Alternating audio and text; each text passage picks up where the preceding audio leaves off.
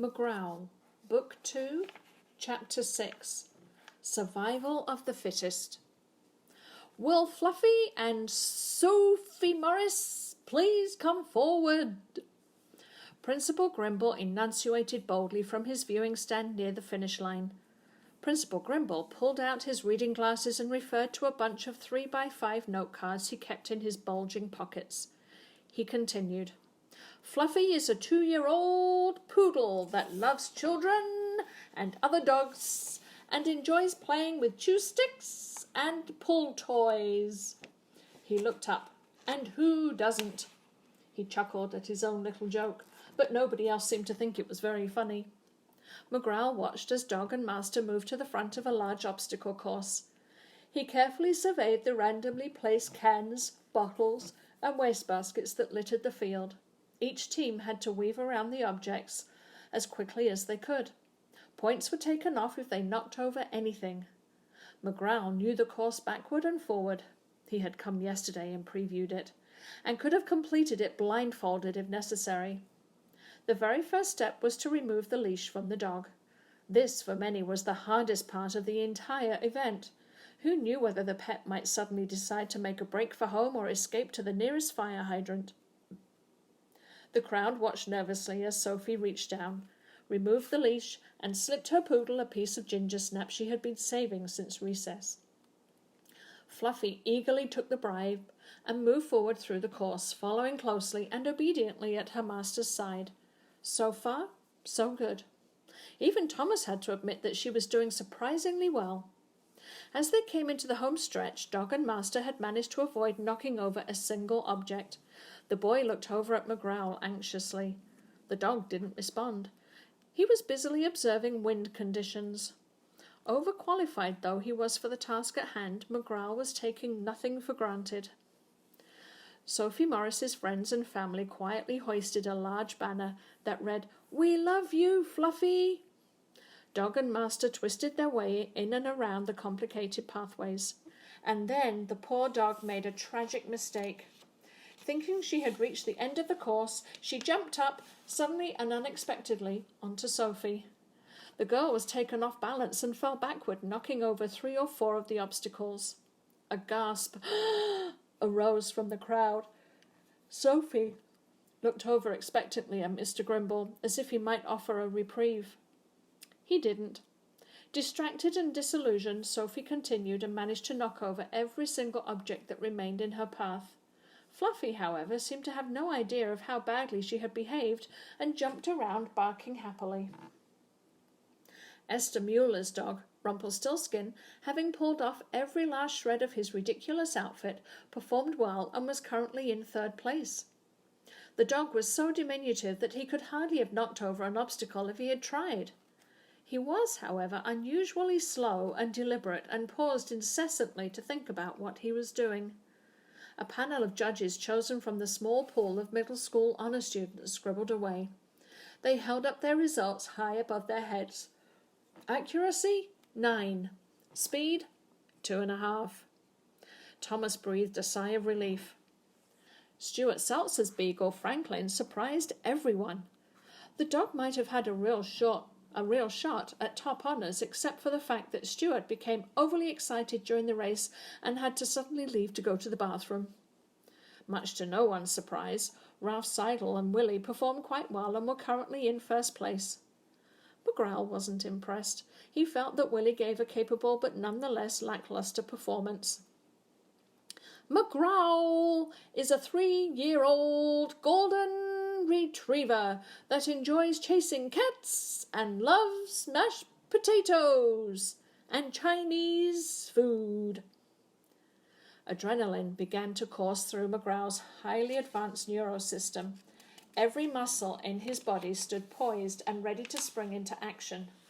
Thomas could feel the butterflies forming in his stomach as he and the dog moved swiftly forward to take their places. "We can do it! We can do it!" Thomas said to himself.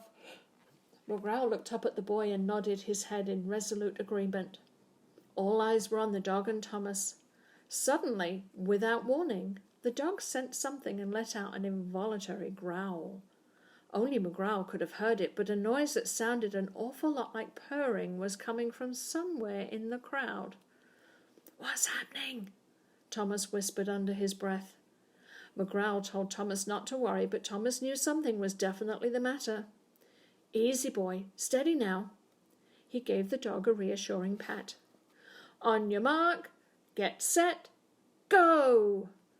A whistle blew and a flag was waved. McGrowl didn't budge. His ears started twitching and his nose caught the unmistakable familiar scent. His supervision confirmed the diagnosis. Cat in the area, cat in the area. Every one of his magnificent senses cried out in complete agreement. His knees grew weak, and he practically stumbled over his own paws as he glanced over at the source of his irritation. A buzz of curious whispering rippled through the excited crowd. What was happening? The clock was ticking and precious seconds were being lost. The cat from next door stared out contentedly from her vantage point at the front of the field. She had heard the dogs barking and Principal Grimble's bullhorn and had wandered over to the field to see what was going on. She was nothing if not curious. She waved her aggravating tail around as she groomed herself lazily. Occasionally she swatted at a fly. She purred contentedly. McGrowl would chase her. He would catch her. He would teach her a lesson she would never forget. The images came roaring into Thomas's head. "Don't even think about it," Thomas said tersely, as he urged McGrowl forward. The purring grew louder. The dog concentrated with all his might and gritted his teeth. The purring began to subside a little. The last thing he wanted to do was disappoint the boy. "Please, McGrowl." Thomas was desperate. A hush fell over the crowd. The clock was still running. Thomas and McGrowl were at a complete standstill. Violet bit her lip and tried to send McGrowl a telepathic message. She was, of course, unsuccessful. The dog thought about how much he wanted to win. He thought about how much he loved Thomas. And then he thought about mashed potatoes. The purring subsided and McGrowl breathed a sigh of relief.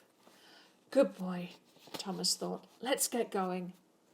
McGrowl started forward. He wound his way around the first series of obstacles without a hitch, but Thomas could tell the dog was still a little shaky. He wasn't running with the speed that Thomas knew he was capable of, and he slipped on a particularly difficult turn. The crowd held their breath as the dog skidded and nearly collided into a row of carefully arranged milk bottles. He had practically noticed that turn, so he had practiced that turn so many times that he could make it in his sleep. The presence of the cat had so shaken him, it now took every ounce of his concentration to remain on all four paws. Louis Musser was beside himself with happiness. Spike barked cheerfully, and Louis's parents nudged themselves smugly and whispered excitedly about what they described as McGrowl's decidedly mediocre performance. Thomas kept sending the dog encouraging messages. By the end of the course, McGrowl was doing a little better, but clearly the dog's confidence had suffered a severe blow. McGrowl had sent so many "I'm sorry" messages that Thomas had to restrain himself from leaning over and giving the dog a big hug. He didn't want to embarrass him, and besides, stopping and hugging your pet during a timed event was never a good idea. When they made it past the finish line, the crowd applauded tepidly, and both Thomas and the dog listened anxiously to find out whether they had even qualified. The judges scribbled and jotted on their notepads and whispered to one another intensely. And then they handed their decision over to Principal Grimble, who held up his bullhorn and paused for dramatic effect.